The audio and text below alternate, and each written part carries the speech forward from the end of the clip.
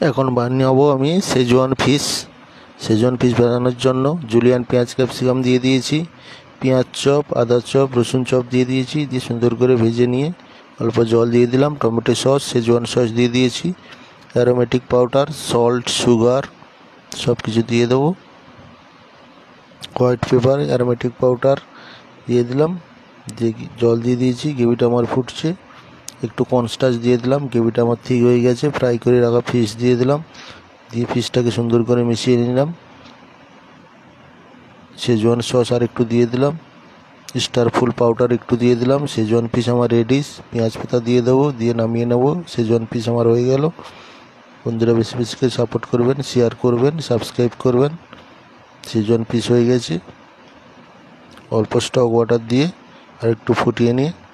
পেঁয়াজ পাতা দিয়ে নামিয়ে নেব। ধন্যবাদ বন্ধুরা।